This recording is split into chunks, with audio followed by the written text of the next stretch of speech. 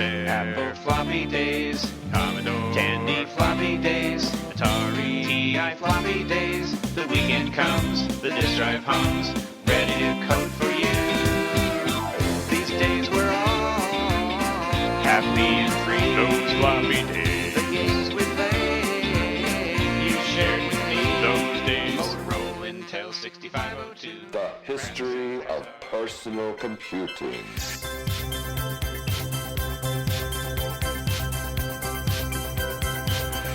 History of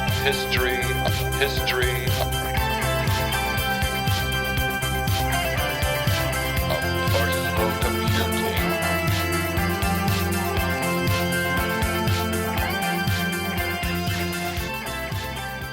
The history of personal computing. Hey everyone, and welcome to our combined podcast live here at the VCF SC 3.0.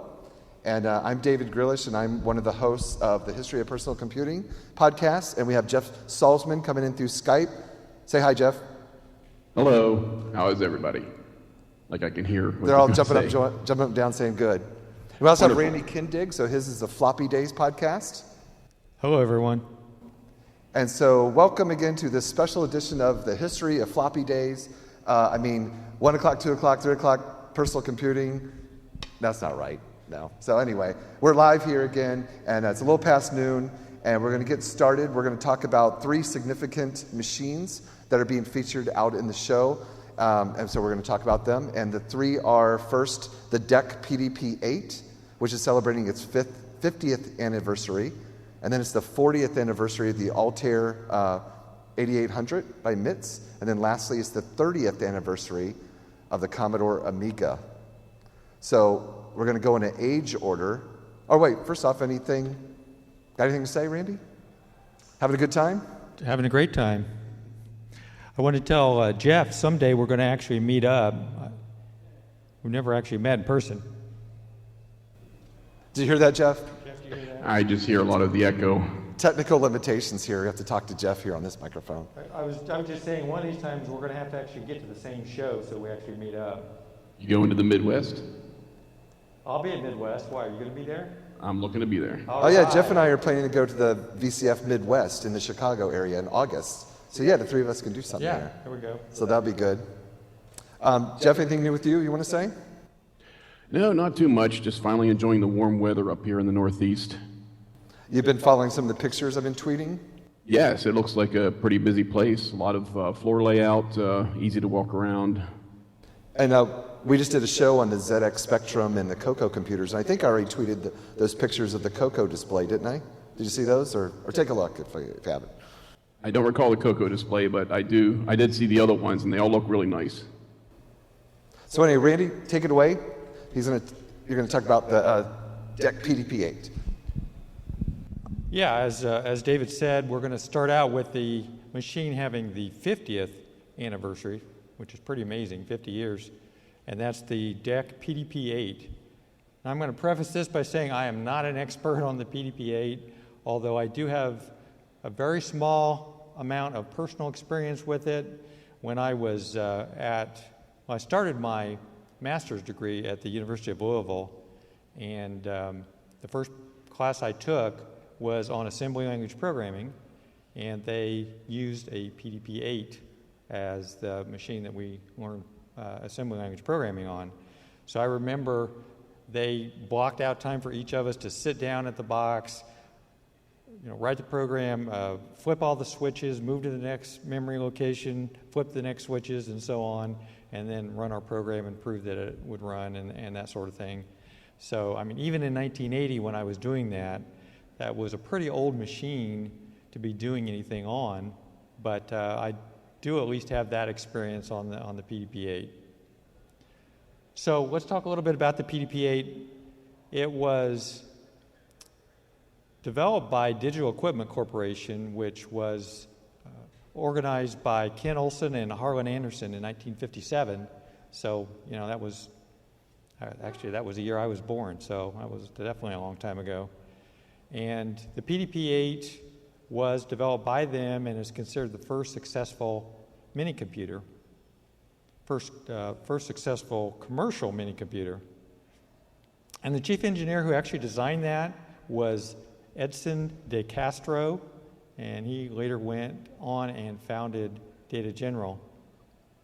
It was introduced in March 1965 and sold more than 50,000 systems by the time it was done, and the most of any computer up to that date. And it was the most widely sold computer in the DEC PDP line. And there was an entire line, which I'll talk about here in a minute.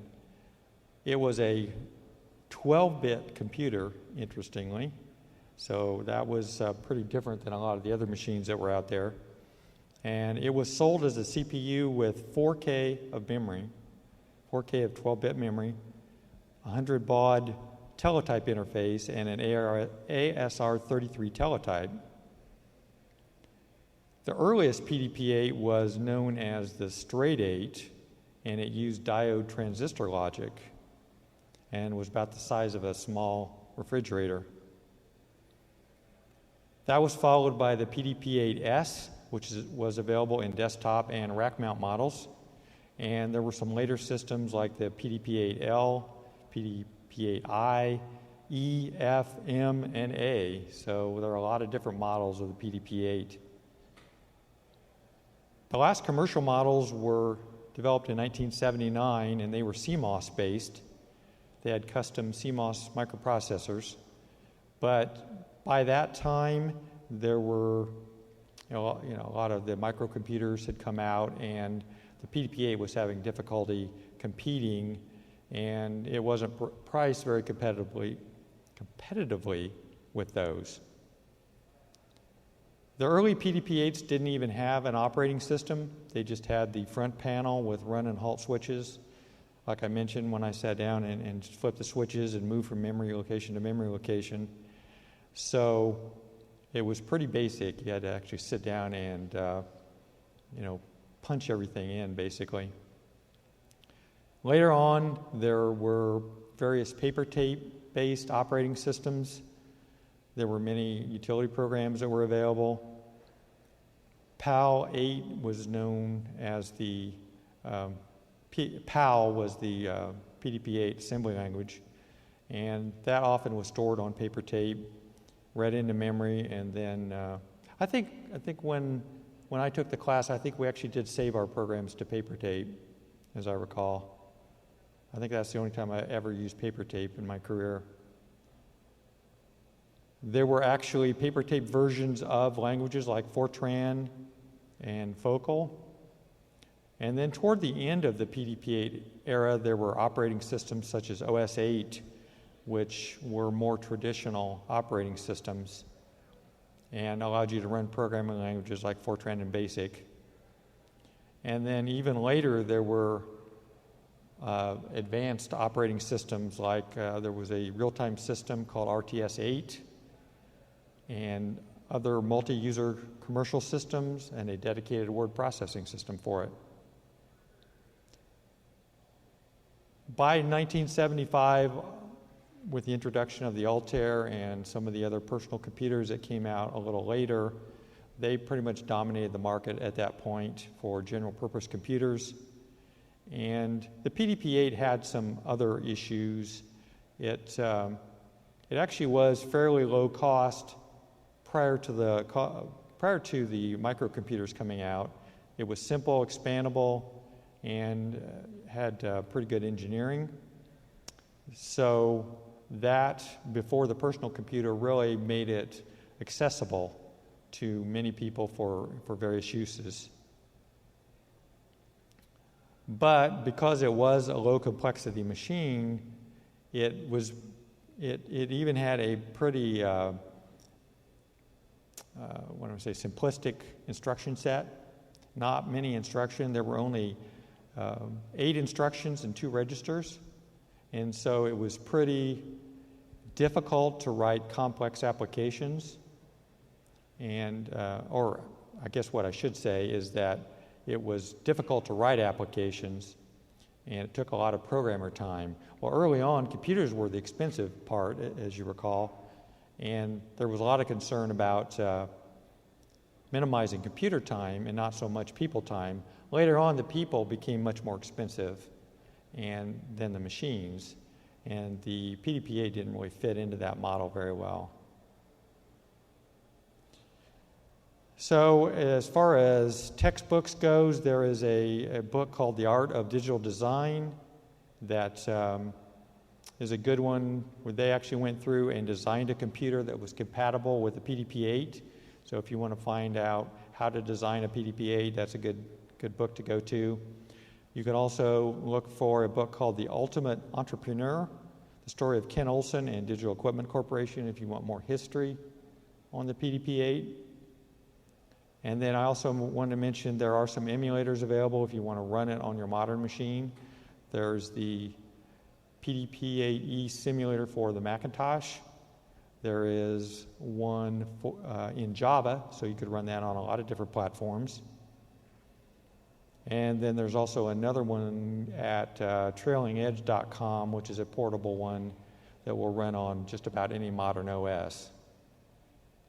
And that's really all I wanted to cover with the DEC PDP-8. Well, I have a question for you. Can you tell us, what have you seen out here on the show floor? Maybe tell us about the PDP-8s out there. I think we have about 5 on the floor, maybe? There are quite a few out there. At least 5, and then there's a couple of the reproductions. I haven't really gone around and looked at the exhibit. You caught me, David. I set you up. I think like 3 of them are M's, and I don't know a lot about them. I think those are later in the later run, and then there's like an industrial one, and I'm not sure. But yeah, so we have like 5 of them at least. Yeah, there's quite a few running, or well, maybe 3 running here at the show. So check those out. And one of them yesterday, I think it was the PDP-8. Somebody had put a radio next to. Oh yeah, and they Kyle. were playing music. We can see out the door here. Yeah. They were playing music on the radio from the PDP-8. Right, because of radio interference. Just from the RFI. So that was pretty cool. Cool. All right, David. I guess you're going to talk about the Altair next. Actually, you know what? Because poor Jeff is sitting there, and no one can see him. Next? Jeff, I think I'm going to defer to you. We'll go out of order and let you do some talkings. You know, got to wait to the end. How's that sound? Does that work for you? Actually, can you hear me? Do you want me to start with the Amiga? Yeah, well, I'll go last, and we'll. No, we're going to have you talk about the Altair now, since you didn't prepare for it. The Altair, okay. Yeah, my notes are right there. Yeah, you can just read his notes. All right. Yeah, so you go and take it away with the Amiga, then I'll come in last with the Altair. Okay, sounds good. We'll get these out of order here. Am I coming through still? Yeah. Everybody hear him okay? The microphone was cutting out on your end, so I wasn't getting the feedback. So, okay, as long as I'm getting through, that's fine. Yeah, you sound good. All right, wonderful. Well, Amiga had a pretty interesting history. It started out with a primary developer of the Atari 800, Jay Miner. He was working for a company called Amiga. He was working on a project that intended to be the next generation video game system. And then, as one of the few fortunate outcomes of the video game crash of 1983, the Amiga was redesigned as a personal computer. So began a headlong foray into 16-bit computing at the consumer level. After a showing at the 1984 Consumer Electronics Show, Commodore bought the Amiga company and finished the computer as a Commodore product. A year later, the Amiga 1000 was released to the market. Now, the Amiga 1000 has an older cousin in the form of the Atari 800, for more than the fact that Jay Miner created them both. From a technical standpoint, just like the Atari 800, the Amiga 1000 has a series of custom chips which worked in symbiosis to produce unique graphic and sound capabilities. The Amiga was considered a true multimedia computer of the 1980s, supporting resolutions which matched television standards of the day. Those standards were typically 640 by 400 pixel resolution for NTSC televisions and 640 by 512 pixel resolution for PAL, European standard. The color palette was 4,096 total colors. Most screen resolutions could use any combination of 16 or 32 colors from that full palette. One special low resolution mode called Hold and Modify, or HAM as it was called, allowed all 4,096 colors to display at once when the bitmap was specially coded to do so. Additional overscan screen modes offered a slightly higher resolution, which allowed applications to display graphics from one edge of the monitor bezel to the other. Couple that with 4-channel true stereo digitized sound, and you had advanced consumer level graphics and gaming at a competitive price. This was all possible due to the hardware configuration. Now, the fastest component on the motherboard was actually the graphics chip, called Agnes. It was clocked at a whopping 28 megahertz and was the source of the timing for the chipset in the rest of the system. Even though the Amiga 68000 CPU ran at only 7 megahertz, the custom chipset worked together, taking nearly all multimedia processing load off of the CPU, and gave the Amiga the ability to dedicate all 7 megahertz towards raw computing needs. The chipset also allowed for preemptive multitasking in the operating system. The Amiga was easily capable of running multiple programs simultaneously, and each program could have its own distinct screen resolution. Now, to do that, the operating system did most of the multitasking work, and it was operating system called Amiga DOS. It's a combination of a bootstrap component called Kickstart, which roughly equates to the terms of BIOS in today's computer, and it's coupled with a graphic user interface called Workbench. The Amiga 1000 first booted up Kickstart from a floppy. Then it prompts for the Workbench boot floppy to complete the startup. Later Amiga models had Kickstart and ROM. Now, as mentioned earlier, the Amiga 1000 was considered one of the first consumer-level true multimedia, true multitasking computer systems. Its introduction led to the run of an entire line of Amiga models over the years, each new model release providing additional capabilities and configurations.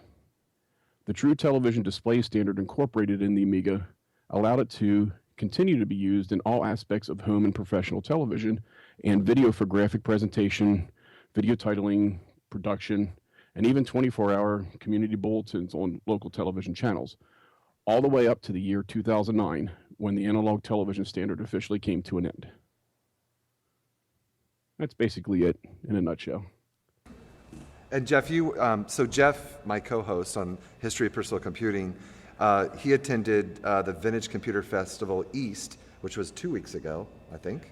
And yes. And so his exhibit was the video toaster for the Amiga. So he's quite an enthusiast of that.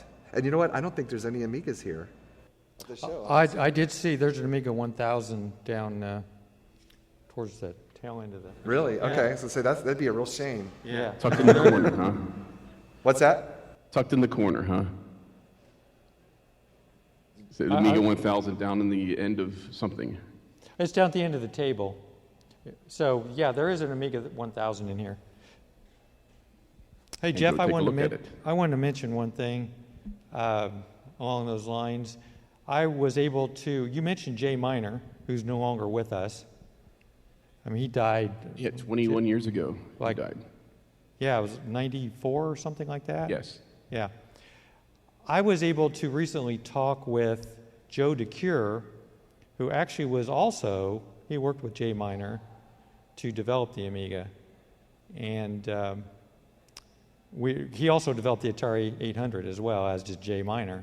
So I was able to set up a follow-up interview with Joe to talk about the Amiga more, and the development of that. So that should be pretty interesting.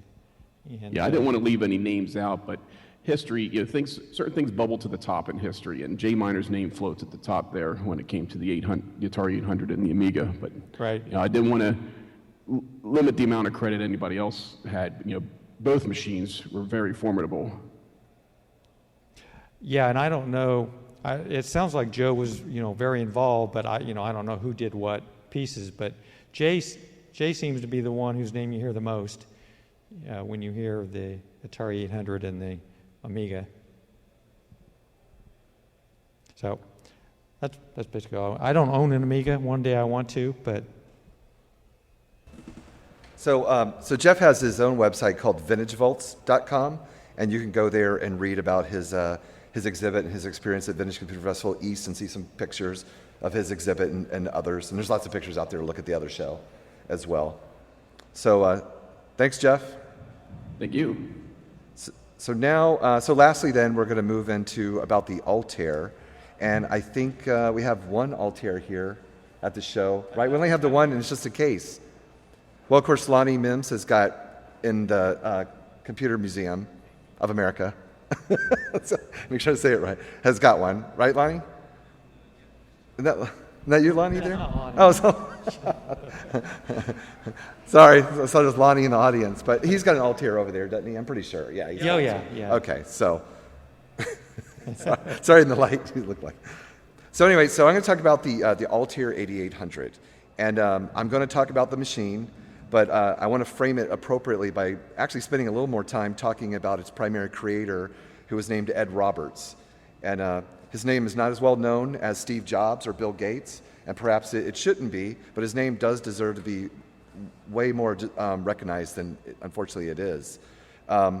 Ed had always wanted to become a doctor, and he would ultimately become one, but his life first took a few interesting twists and turns, and it produced the beginning of the personal computer revolution. He was born in Miami, Florida in 1941, but when his father went off to the Army, Ed and his mother lived with her parents on their farm in Wheeler County, Georgia, which is roughly between Macon and Savannah. He would later return to the farm during his summers to visit his grandparents. In high school, he loved biology and electronics, and he built a small relay-based analog computer to turn lights on and off. And he also built a relay-based controller for an early heart-lung machine at the University of Miami.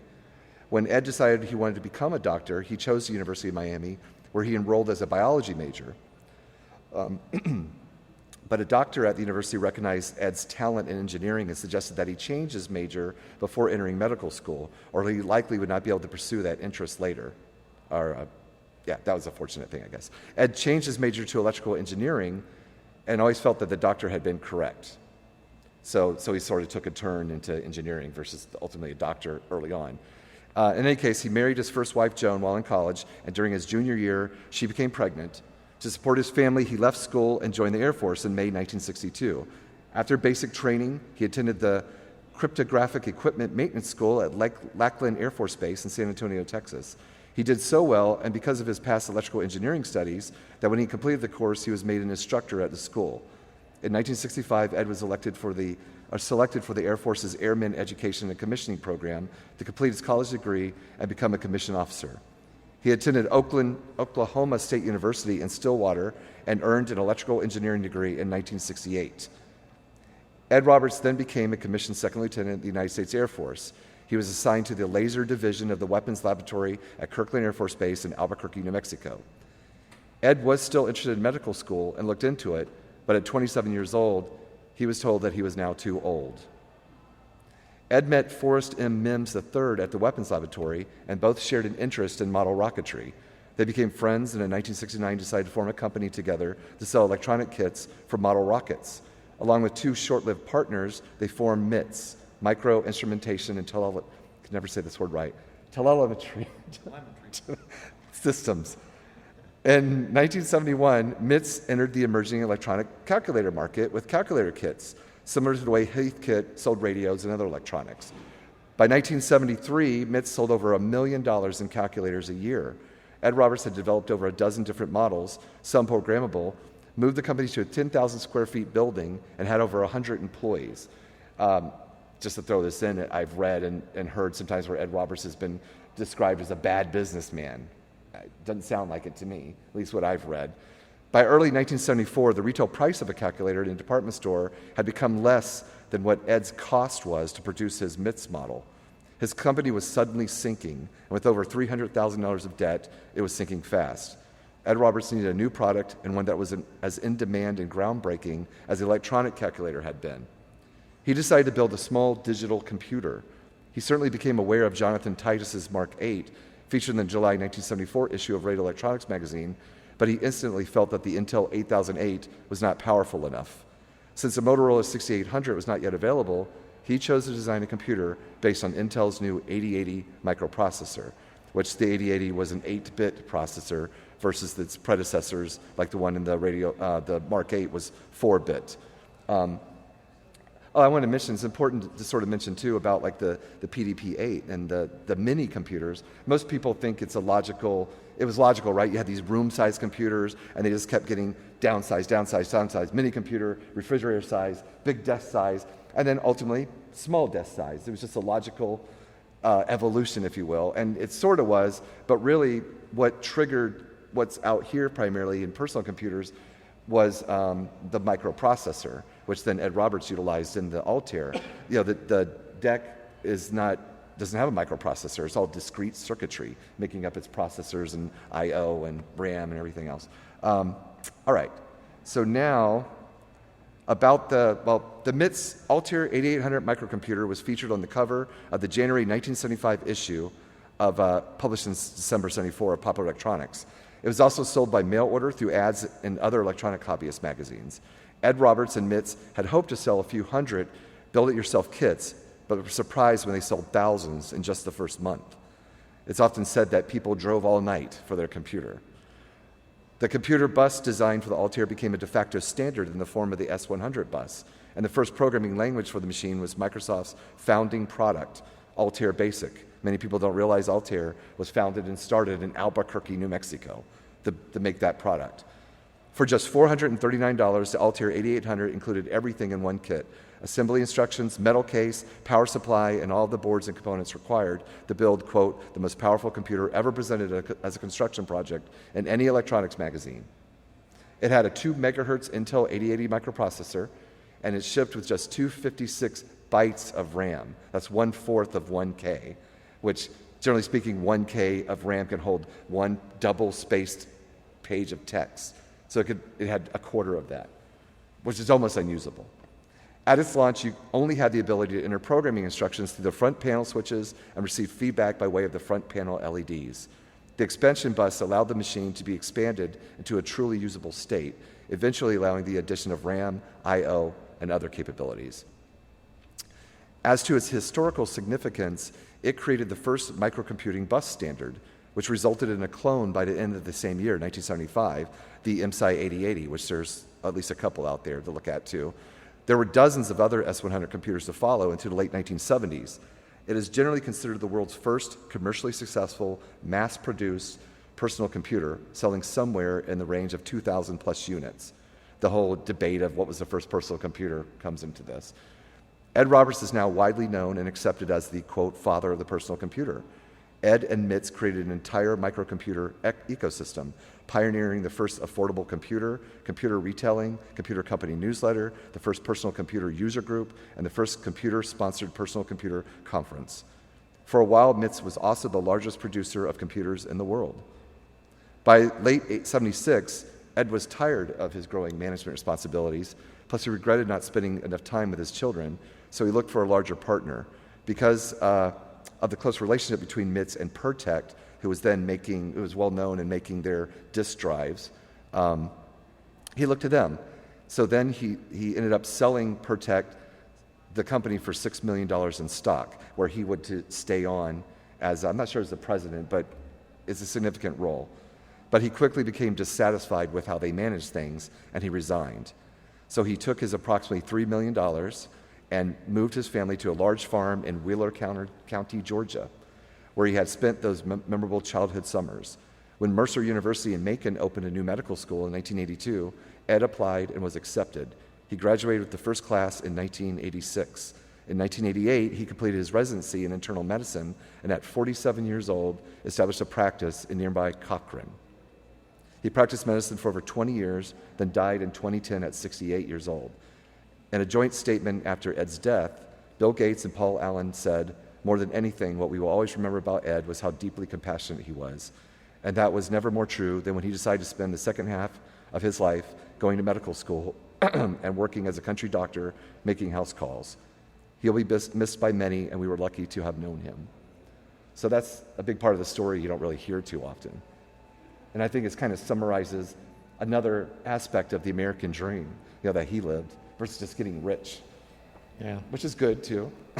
Very amazing guy. Amazing guy. Just think about it. He invented the personal computer pretty much, and then became a doctor after that. In many ways, he was sort of like Henry Ford. Mm-hmm. So he didn't necessarily invent the personal computer totally, but he made it sort of practical and happen. Right. So there'll be links in the show notes to, I have a longer version of this called Remembering Ed Roberts, and I actually interviewed Ed Roberts. I'm from Jacksonville, Florida, and originally, and when I got involved in computer history, and I moved around and stuff, but we had moved back to Florida in '94, and I actually drove to Cochrane, Georgia, from Jacksonville, Florida in 1995, and I interviewed Ed Roberts. And so That's cool. So I have that audio up Yeah. on my site, and it's actually part of the archives at the Computer History Museum now. I donated it to them, so that's really cool. Yeah, I've heard that. It's real great. Everybody should listen to that. So anyway, does anyone have any questions about anything? That was really what we had to present. Do you have anything, Randy or Jeff? No, I just wanted to mention that I did do a Floppy Days podcast on the Altair, so if you want even more detail about the machine, it was one of the early episodes that I did. Commodore Amiga, it's going to be a while before I get to that one since I'm doing them in date order, and it didn't come out for a while yet. But and I never did one on the PDP-8, but you guys did one on the Altair as well, right? Yeah, we did. We've done ones on the Altair and MSI too, right, Jeff? Yes. Separately. Yes. You had a number of S100 computers that basically, the Altair spawned. The Altair and the S100 computers, probably the best you could describe them as the hobbyist computers. And then, of course, it wouldn't be until generally, arguably, 1977 when the Apple and the Commodore and the TRS-80 came out that those were the first line of consumer computers where Right. normal people started sort of buying them. So, Yeah. All right, how do we do on time? Good? Yeah. Run up my wife's MiFi too much here? So that's going to be it for this show, and thank you everyone for joining us live and for all of you listening by way of our 2 podcasts. So you can find Randy and his 2 regularly scheduled podcasting haunts, the Floppy Days podcast and Antic, the Atari 8-bit podcast. And plus Jeff and I can both be found at the History of Personal Computing podcast. But Jeff also has another gig that you may not be aware of called Electric Dreams BBS podcast. Right, Jeff? Yes, that's hosted with Mike Whalen. With Mike Whalen. And I've been tweeting pictures from the show, so of course you may not hear this after the fact, but you can look at my Twitter feed. I guess I'll take the pictures and post them somewhere. Maybe on our site. What do you say, Jeff? I look forward to them. I want to see more pictures. So thanks again, everybody. Thanks. Bye. Goodbye.